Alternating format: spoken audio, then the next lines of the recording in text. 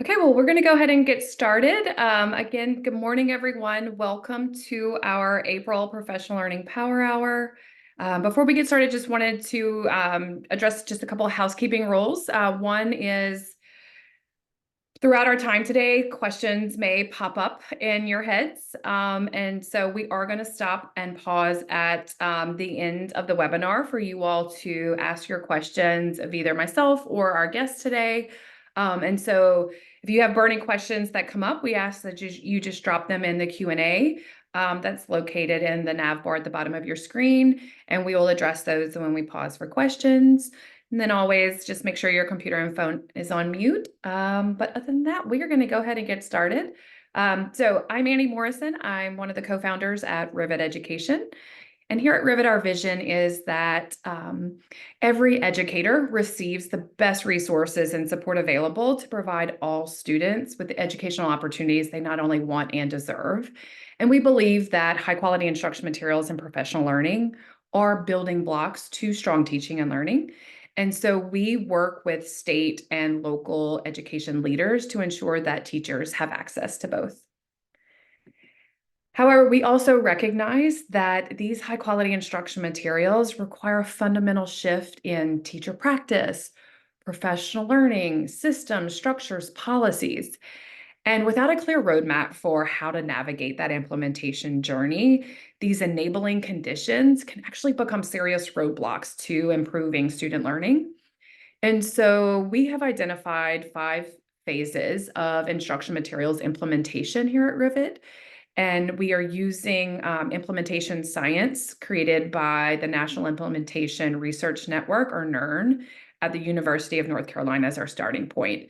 So you'll see those 5 phases here on the screen. And so they start with that exploration phase, the reviewing of the materials, then purchasing the materials, installing those materials in classrooms, going through that initial and consistent implementation, and leading to that ultimate ideal state of innovation and sustainability, where teachers are really making those smart adjustments to their instruction based on the needs of their kids and are really taking ownership for implementation in their schools.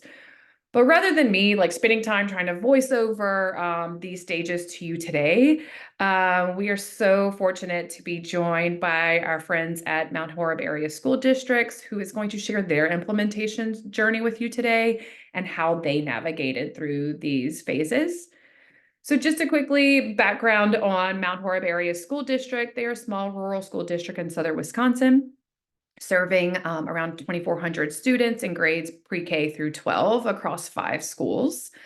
And Rivet has actually been visiting Mount Horeb now for several years to study their implementation of high quality instruction materials.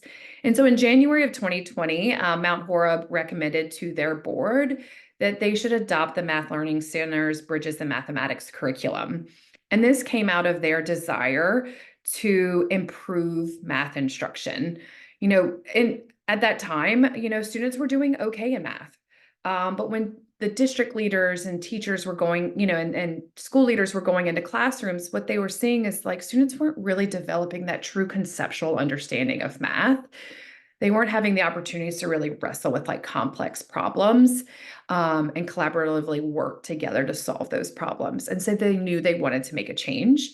And thus the recommendation to adopt Bridges came about.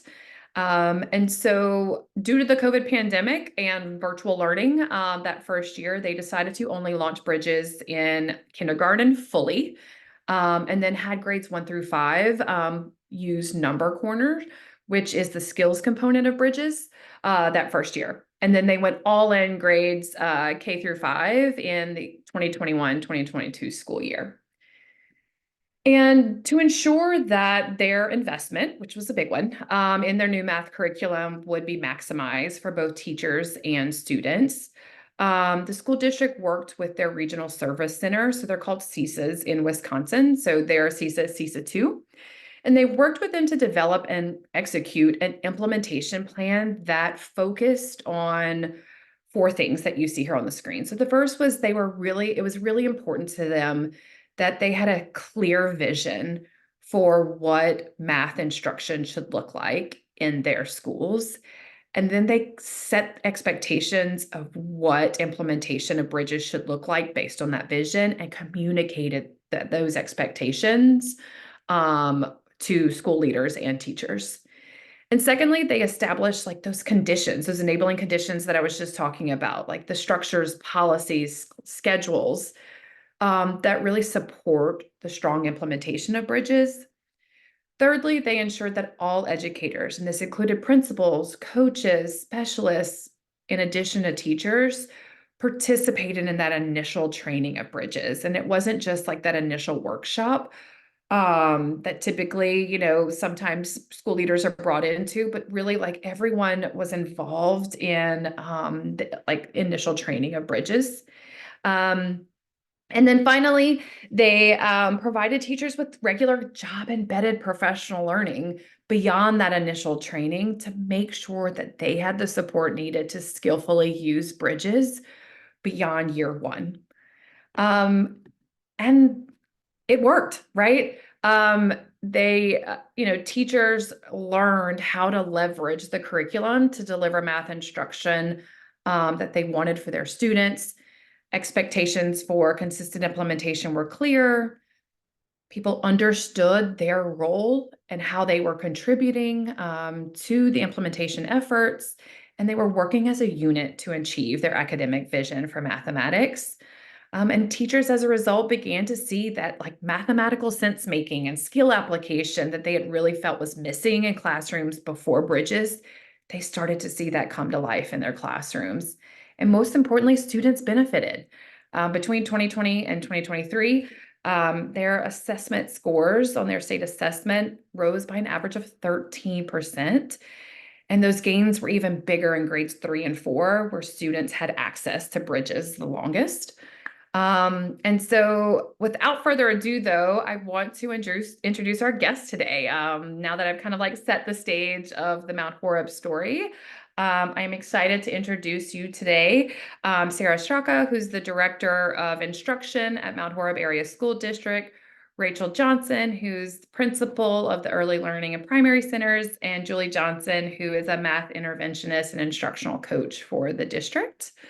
So ladies, thank you so much for joining us today. We're just going to have a conversation and share for our guest today your story. Because I think that, as we saw on the screen earlier, this implementation journey at a minimum is a 4-year process. However, I think that when school districts have certain keys to success very early on in their implementation journey, that progress can be accelerated.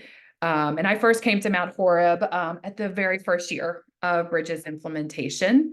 And I always say it's one of the most impressive launches of a curriculum that I've ever seen. I came in I think midway through the year. So, this was early on in the implementation process. And I saw first year teachers like brand new to the profession and to this curriculum rocking it in classrooms. And so it was really exciting to see. And so I was really excited when I came back earlier this year to see, how you guys have progressed. And we're, not surprised to continue to see really great things happening in classrooms. And so Sarah, I'd love to start with you today and just like share with me, we talked a little bit about like those keys to success that you all had. And I think one of the things that you all did that was so critical in the beginning was you all worked with CESA 2 to establish like a very clear vision of what you wanted to be true in your math classrooms.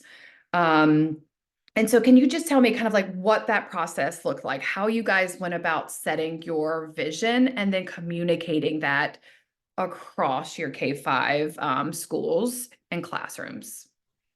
Yeah, that's a really good question. Anytime when we think about resource turnover or implementation change, you really have to get to the why with staff.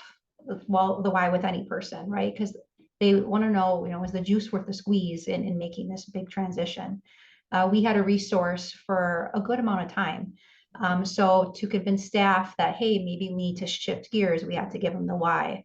So back in 2018, I think you referenced, Annie, We were just noticing that kids didn't really understand the why or the concept behind the math.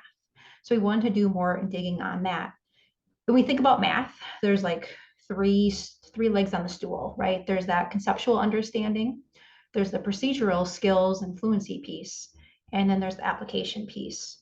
Our previous resource did well with the procedural skills, algorithms, the what of the math, but it really didn't tell the story of the why of the math with our students. So we had to go through some learning, and we partnered with CISA too, to really understand the math practices with the Common Core state standards and our and really understanding the procedural pieces, the conceptual pieces, students being mathematicians, the strategies behind the math. And that really led us to realize our current resource wasn't really working. So then we started the journey of looking, okay, what's out there? We used resources like EdReports to really narrow down what are those resources that are high quality that are out there. We reviewed several and came to the conclusion, hey, Bridges is our piece. Another part of that process was we brought in Mary Mooney, who was the the math consultant for the Department of Public Instruction in Wisconsin, to really understand and help us figure out our visioning. So we did some visioning activities with staff during staff meetings. Just really, we want everyone to wrap their head around where we want to go as a team, a full team with our math instruction. So all this work really helped lead us in our adoption process to set that vision for learning early on, and then from there, look at resources that we could start to choose and select. Great. Anything else? No, just reaching outside and looking at those external experts and consultants, because we can't do this journey alone. We only have so many resources in our district. At that point, we had one K-5 math interventionist who didn't really have the capacity even to help us coach. So really just leaning on outside sources at that point to start the journey. Yeah, and so I maybe dig in a little bit more about that. So I think you guys partnered with CISA too, early on, and I think that is another, for me, key to your success and why I think you guys have been able to reduce the amount of roadblocks that a lot of districts experience in this journey, because you all had them from day one and they were experts in Bridges. Not only were they experts in like curriculum-based professional learning, but they were experts in your curriculum. And I think so they knew what to expect, right? They knew how to launch Bridges successfully. And so, I think, I don't know if there's anything else you would share about that, like how that like initial partnership, how like the role that they played in helping to like set these expectations and help you all like put everyone on the right footing from day one for implementation to go well. Yeah, even before. So as you mentioned in the timeline, we didn't fully launch Bridges until the 21-22 school year with all of our grade levels and all components. So back in 18, 19, 19, 20 school years is when we were having those conversations with CISA to set the table on what instructional math practices we should have moving forward. Because we had that partnership early on and our staff members could buy into what shifts or strategies needed to occur in the classroom, it really made it easier working with CISA during implementation, because they could see where our staff's minds were at and what questions they had to better anticipate how to help us roll out.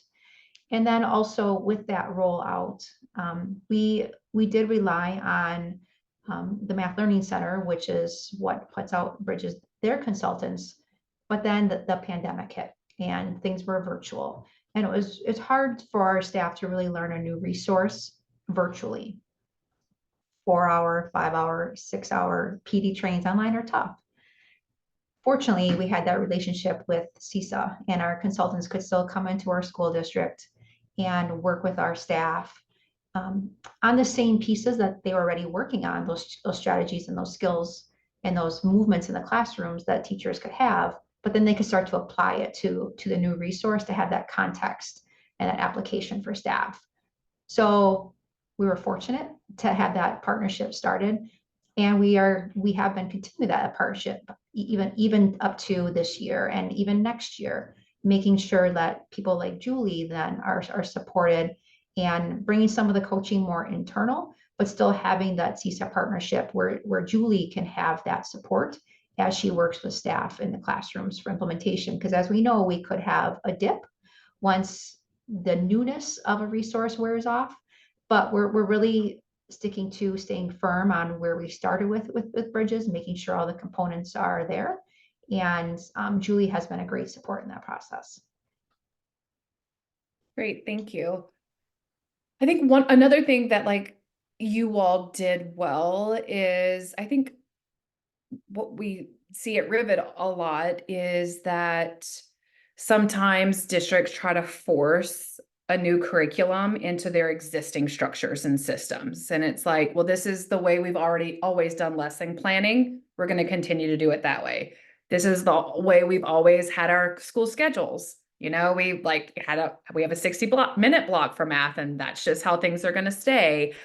And so I think, and all too often, those sticking to the status quo can really hinder a great curriculum.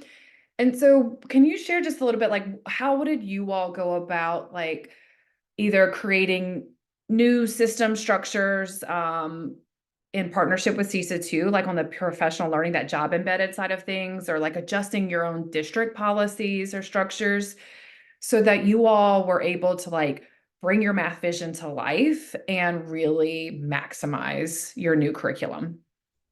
Yeah, I think I could probably answer this, and then I'm sure Rachel can talk about some of Yeah. the school level shifts as well. But within our approach, we were also on the professional learning community PLC journey, and having our teams really understand the what, the why, and the how of PLCs, and everyone working together to see a vision come through. So grade level teams, it wasn't silo and isolation anymore about implementation. It was our grade level teams coming together to figure out how, as a team, we're going to implement this resource with fidelity and hold each other accountable to that. So in team meetings, really seeing members at each weekly meeting talking about what is occurring either in Number Corner or in Bridges, setting those learning intentions or success criteria as a team, talking about just the technical pieces, who's going to help prepare this unit or this lesson, make these copies, and sharing that workload. So that's been nice for the planning, the prep, and the support piece. We also started using CISA and our consultants supporting us in staff members going into other staff members' classrooms to see what's happening. How are they implementing this resource? What can I learn from them? And then once that staff member would leave their colleague's classroom, the CISA consultant would be in the hallway with them, sort of being like a whisper coach. What did you see? What did you learn? What are you going to take into your classroom and try to implement next time? So again, we're not in silos. We're a team for the prep. We're a team for the learning. We're a team for the implementation. So having that job embedded PD learning was important, because each year we've been able to build upon that and just make it hopefully soon as just this is what we do. We are in each other's classrooms learning from each other. And I'm sure Rachel can talk about more school level changes with team meetings and scheduling, but Yeah, Rachel, I'd love to hear from that, because I think the peer-to-peer coaching and observation piece was one of the things that I loved the most when I came for that first visit. And I remember, I talked to teachers afterwards. I think I observed so for those participants today, what Sarah's explaining is that, they adjusted schedules so that like a grade level team, I think maybe it's like what y'all have 5 teachers per grade level. 8. 8. Oh, excuse me. So 8. they would one teacher would be teaching the lesson. And I don't know if they were you can share more about this, Rachel, like pacing ahead or whatever. So the other teachers in that grade level would go and sit in and observe that teacher. Yeah. And sometimes CISA 2 would also be in the classroom modeling. So the teacher would be teaching. Sometimes they would also watch CISA 2 deliver the lesson and model the lesson for them. And then they would go back, maybe make adjustments to their own lesson planning and deliver that lesson themselves. And I remember talking with a veteran teacher who I think she was at least like 25 years in the classroom. And she was like, I'm learning things from like first year, second year, third year teachers in my grade level. That I just like, at first I was like, yeah, what am I going to learn from someone? Like I've been doing this forever kind of thing. And they just seem to be really receptive to this type of like job embedded professional learning that you rarely see. And so, Rich, I'd love to know like what we hear a lot from school leaders in particular is like one of the biggest barriers is like finding the time to do job embedded professional learning. Like, how did you all create the structures for which this could happen? So right now we've kind of talked about what's been happening outside the district or the outside entities that we brought in to help support the work. And you're right, it takes not just the outside, but it takes an internal look at our systems, and scheduling was key. We started from scratch. We really took a look at what was essential to have in the schedule, and really built our master schedule around that. One of the most essential pieces we built in was professional learning community time, or we call them collaborative team meeting time for each grade level every week. And that was a commitment of finding about 55 minutes of uninterrupted time for each team to meet weekly around the very conversations that we've already started talking about in today. And so that really took a team effort, but I also think behind that is mindset. And as Sarah already alluded to, while we were shifting in our curriculum, we were also needing to shift our mindsets and using the professional learning communities model for our work. And that's really building leadership within, and then being very clear and intentional about each step and our collective commitments as teams. And so within that work and that scheduling and making sure not only about the curriculum amount of time, but the time committed as a team unit to have thoughtful discussions, not about field trips, not about some of those logistical things, but truly about student data, what we're teaching, what we're focusing on, and that we're all truly walking out of the room committed to following through on this is what how we're going to teach this, what we're going to focus in on, what data we're going to bring to the table next week, and how we're going to be raw. And I think one of the biggest conversations our teams have talked about is being comfortable with being uncomfortable. Like really exposing ourselves to say, yeah, even as a 25-year-in teacher, I'm still struggling with this, or with the open mindset that this year 3 teacher can teach me something new to implement within our spaces. So bringing that in with CISA, starting those discussions, but then now expanding that internally with Julie, our math coach, and really building in instructional rounds where teachers are walking into each other's spaces and seeing how they are intentionally focusing in on clarity, student clarity, on top of teacher clarity, to really kind of drive our direction and our next steps. So that's just a few things that have really been absolutely essential, on top of best practices, how we teach it. We've spent a ton of time using opportunities to respond, really getting kids engaged in the learning, that mindset of the person doing the talking is doing the learning, and really reflecting on ourselves as practitioners and how we're getting kids involved in it. Great. Awesome. And I think that like setting that expectation for being vulnerable, right? Like I think is so important. And I know that's a hard obstacle to overcome. And that doesn't happen overnight, right? That comes with just slowly building trust, especially for your more veteran teachers where like coaching, if they've had experience with coaching up until this point, it may have been only for evaluative purposes, right? And so like just having people like peers observe you or our coach observe you and like recognizing that there is something you can learn from them, right? And they can learn from you. I think is such like an important like culture to build in your schools. And I'm sure that was like not, that did not happen overnight. And Julie and I had conversations in my most recent visit, like how that just like slowly you have to keep working at it and building that trust. But it's so important. Well, and I think yesterday, Julie can allude to an aha that a veteran teacher had yesterday after hearing small snippets of the power of a pre-assessment and having people bring up like, yeah, I did it. And now I see why it's paying off and where I can focus my time and knowing full where these kids are at. And then when I'm short of time, I know where to spend it very intentionally. And it was amazing to see that aha and in that professional, and which has really come from the conversations that have been having around our CTM tables, that our teachers are sharing about their opportunities to work with Julie now and that payoff. Yep. Working smarter than harder. Yes, absolutely. And Sarah, we touched a little bit on the components of your like professional learning plan, but can you just like spell out for our like those joining us today, like what are the components of your professional learning plan that you all have like put together to support teachers' skillful use of Bridges? Yeah. So as I mentioned, or as Rachel mentioned, I guess to start off with, we have that CTM or collaborative team meeting time across the board, K through 5.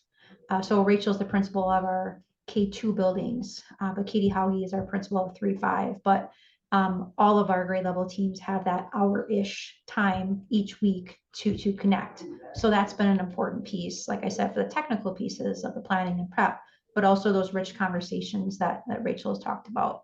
Within those collaborative team meeting times, Julie then, or her counterpart Amanda in our other building, attend those meetings as well. And we're starting to be more systematic, and Julie can talk to this in a little bit about what are the topics, what are the things that Julie and Amanda bring to the table data-wise, that the teams can reflect on. Classroom observations, like I mentioned, where peers go into another peer's classroom. That's becoming more systemic in our school district. When you were here our first year, Annie, with you, we had staff members more electing in. So we had those brave few who were choosing this opportunity. But now, as years have progressed to this year, and correct me if I'm right or wrong, everyone is at least a semester, I believe, are expected to visit a peer's classroom and then also host someone else. So to have that experience. So that's just what we're going to be doing. Next year, we'll have a literacy rollout. We'll probably follow a very similar model. So we have that peer-to-peer interaction observation. Julie then has also been providing the coaching support and offering a menu of things that she can offer. I'm sure Julie will talk about that in a little bit, depending on where a staff member is at, comfort-wise, knowledge-wise, support-wise. So having that menu that people can choose from and see it has been important as well. So trying to approach in many different ways, but a lot of it is the internal piece, right? We can do this work. We just have to shift our focus and work together. Yeah, and I think, the COVID pandemic kind of facilitated this for you, made this decision for you in the very beginning. Like you all were not going to convince substitute teachers to come and like hold classrooms down in the middle of a pandemic so teachers could participate in external workshops. So the pandemic kind of forced you all to do things during the school day in a job embedded way. But again, I think that's so critical because that's the professional learning that teachers find to be the most effective, right? When it's provided by an expert, and it's high quality coaching and collaborative planning are the most effective forms of PL. And this is according to teachers, right? RAND's annual survey shows this to be true. And I think that's such a critical component. I think the other thing that I want to name for you all is that, going back to school leaders saying like, we just don't have time to do this. You, Sarah, and you, Rachel, aren't leading these things, right? Like the collaborative team meetings, and not even Julie, like Amanda, the instructional coaches, they're being led by teachers. There's a grade level lead, right, who is leading that collaborative planning time. these observations are happening by peers or by the coach. And so you all not only have created a really solid job embedded professional learning plan, but it's one that's being led by teachers, which I think is also just like really amazing. And again, going back to those like stages of implementation, that's what that innovation and sustainability stage is all about, is teachers leading their own learning. And I think Rachel, you said this when I was a visit. It's like, it's like my job to like get out of their way, right? Like as a school leader, I'm here to support and when they're telling me there's a need, giving them that support or giving them that resource. But otherwise, my job is to get out of the way and let them do their thing. And so I think that's also just like such a great component of your professional learning plan. So I'm going to shift gears to Julie, because we haven't heard from you yet. So we've talked a lot about Julie, about all the different professional learning. And so I'd love to share, like, for you to share just like your role as an instructional coach, like how what does it look like from a day-to-day or weekly basis of how you're supporting the implementation of Bridges in the schools that you support? Yeah, it's kind of, my support has kind of evolved over our course of our implementation of, the first couple of years, just trying to help teachers get through on a day-to-day basis. This is what you're going to need for this upcoming lesson, or, hey, this number corner this month, this is what you're going to be doing. Just helping them to kind of read through the resources and understand it. And we've definitely shifted now towards what we want coaching to be, where I am at their grade level meetings every week and working with their team leaders to say, hey, this is coming up. So I kind of help do some of that foreshadowing at the beginning of unit. I'll say, here are your assessments. Here are my recommendations on if we need to make any modifications, but we always bring them to the team for discussion and say, do we all agree that we are eliminating this question, or we're changing this to better fit the needs of what we need to see from our students? So do a lot of assessment prep that way. And in their team meetings, just helping to support their conversations around their implementation of Bridges.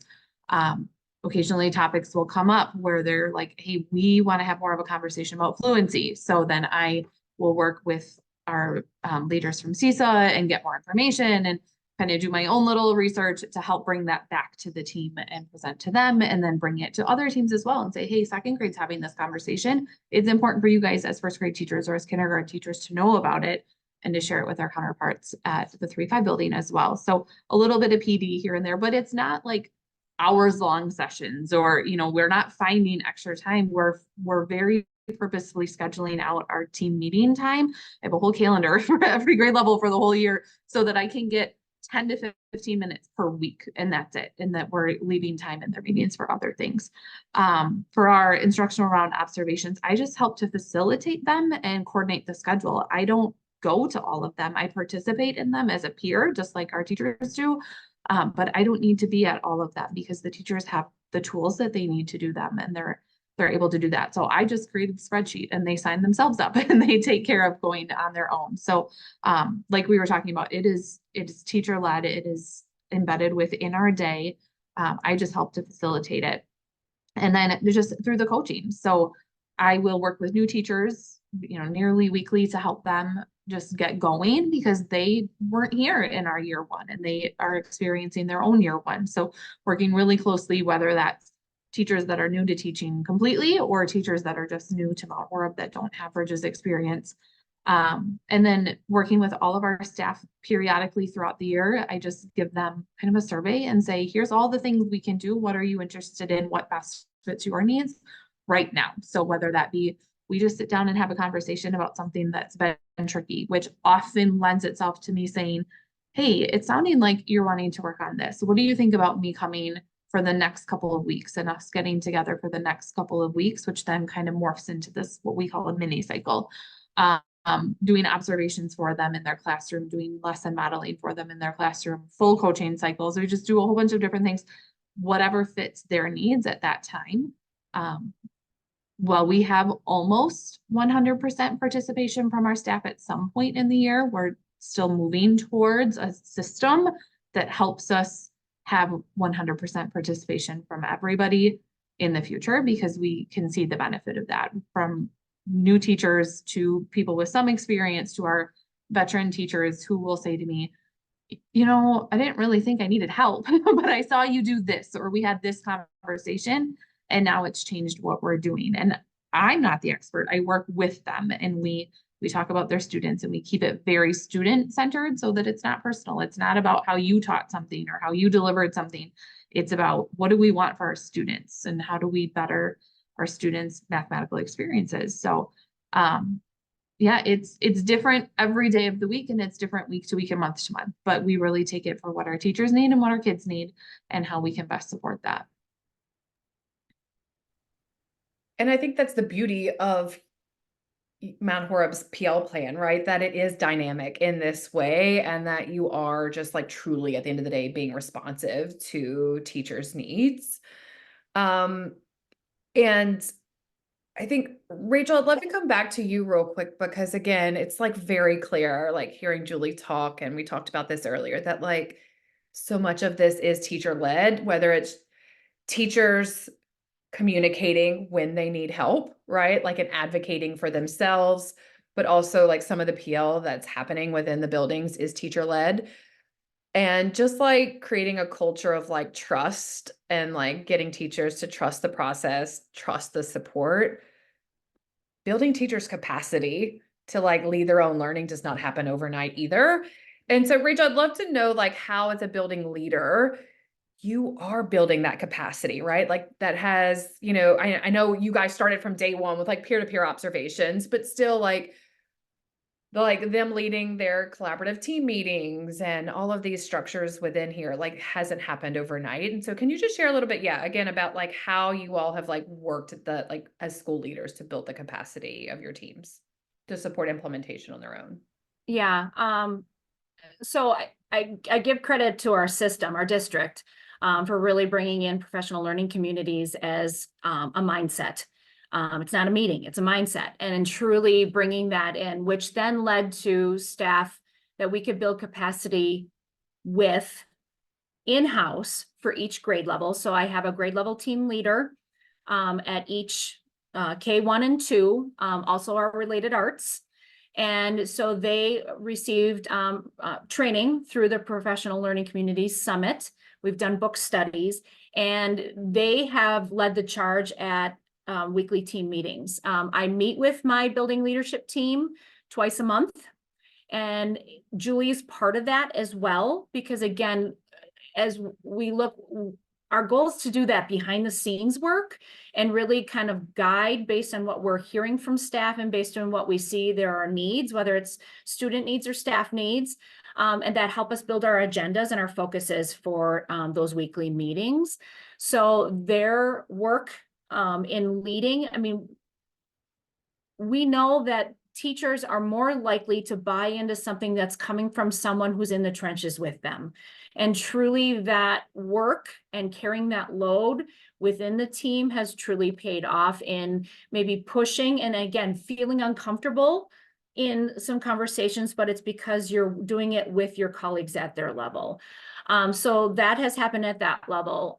We have really pared back our work within our committee work. So on top of our building level, we have really pared back in our committee work and really have focused in on what's essential within reading and math, on top of student and staff well-being. And teachers have really stepped up to lead that charge as well. Again, my goal is to help and be supportive of the work, kind of guide some of the direction, but truly they take charge. So Julie, just even at last night's committee meeting for math, is really taking a look at what's essential within assessments and within the standards, and having teacher leaders bring that to the table for their colleagues and their teams. So that has been another really important piece in guiding it. And again, my goal, I used to lead the charge on a lot of this myself, and I was holding us back. One person can't do this work. It really needs to take an entire team to make that happen. And with staff who have helped others buy in and continued training in professional learning communities, most of my staff have gone to the PLC Summit now. It's really, again, brought that awareness and intentionality behind each step of our way here. Yeah, I mean, I think that's just so important of you, like acknowledging that as the building leader, you may have been holding things back, right? Because you have so many other things on your plate. And I always share, which is my opinion on this, which is usually unpopular, is that the principal should not be responsible for implementation in their schools, or solely responsible. You're like, yeah, but they should be the instructional leader. You are, but you are not responsible or solely responsible for implementation in your building, because I think the reality is that as a building leader, you have so many other things to worry about. And if you were the one responsible for implementation alone, that like it naturally will fall by the wayside, because at the end of the day, if buses aren't running on time that day, or like there's another crisis in a school, that is where your attention has to be. And so I think it's just like this, like building the capacity within your teams is so important. And I think, and I saw this firsthand when I was there. I sat in on, maybe it was a kindergarten collaborative team meeting. And they were reviewing data. And they were, you all, and I'm going to butcher this because I can't even remember what I had for breakfast, but they had students like grouped, and there were certain students that had been pulled with this one specific teacher, like during wind time or something, for like certain like intensive support. And they started looking at the data, and they like the teachers themselves observed this trend where there was like some certain component here, a skill that the student, like multiple students that like had not already been placed in this intervention group, were also all needing. And like they had a conversation, and they were like, well, we need to restructure this, right? Like if all these kids are also deficit in this particular skill set, like they all need to spend time with this particular teacher, because like this is what she's really great at, and like building that skill set. And it was more of like they looked at you for like just like confirmation that they could do what they were proposing, and you were just like, you sat back and you let them work. And they came to that decision on their own. They identified that trend on their own. They came to the decision on their own, and they they came up with this, solution. And it was very clear that they were empowered to do that. And I think that's just so important, that they are just like truly owning, their work in that way. And so, yeah, applaud you guys, for the efforts. I want to make sure we have time for questions, but I think just like real quick, my final question to all of you is like, if there's one thing you wish you had known in the beginning, that like, what would that be? Just like real quick, just share, like if there's one thing you're like, oh, if I'd have known this from the beginning, things may have been a little bit different, or we'd have done things differently. Sarah, I'll start with you. It's a journey, and be patient. Every person will have a different comfort level on inviting guests in to observe them and implementing. But if they understand their colleagues feel the same way, right? We're all in this together. It takes that pressure off of individuals. So having it be a team focus, and it's a journey, and journeys take time, culture takes time, shift takes time.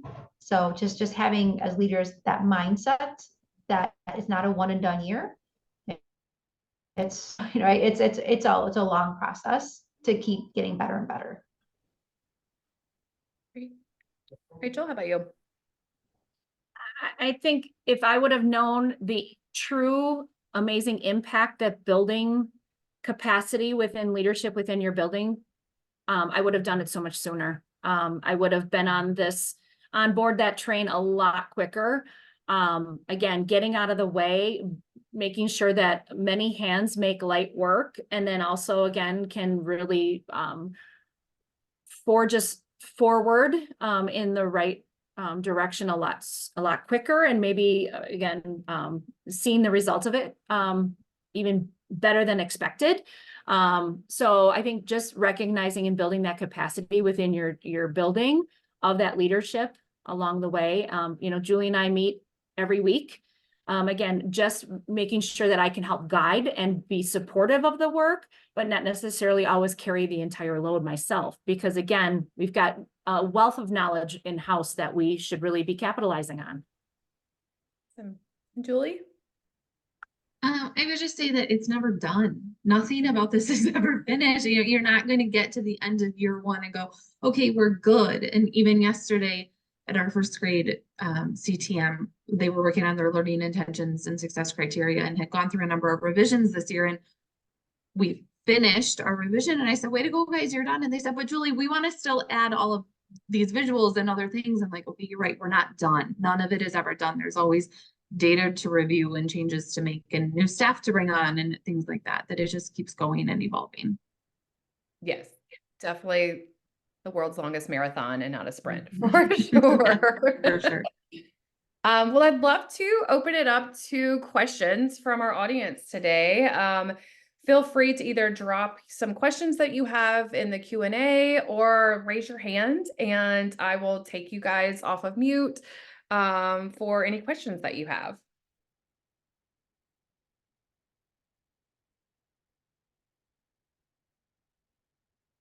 I have a really long wait time, so you guys, I know some people might be typing.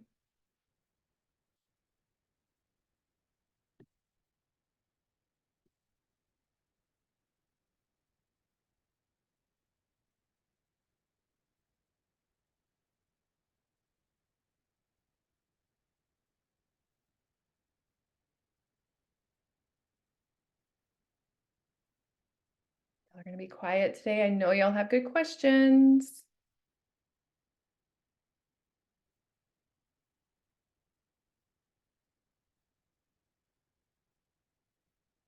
Okay, well, I think maybe you guys just did such a great job in answering that there are no questions. But I do want to quickly just share with everyone today that we have put all of this great story of how Mount Horeb has navigated all the stages of the implementation journey into our new case study that is out today. And so I hope you guys will take a look at that. And then also we also have mentioned today this like the implementation stages. And so Rivet also has our new instructional materials implementation tool that we also want to share with you all that again helps district leaders and school leaders answer the like fundamental question of like, are we on track? Regardless of the year of implementation you're in, what stage helps you identify like what true stage of implementation you're in the journey, and then provides you with key actions and success criteria to know how strong your implementation is and how well you're progressing to the next phase. And so we hope that you guys will check that out. And then also shared, and we're going to share a link to this recording with everybody that participates today. And then there's some other great resources here to help you all along the implementation journey. And if anyone has questions, like please reach out.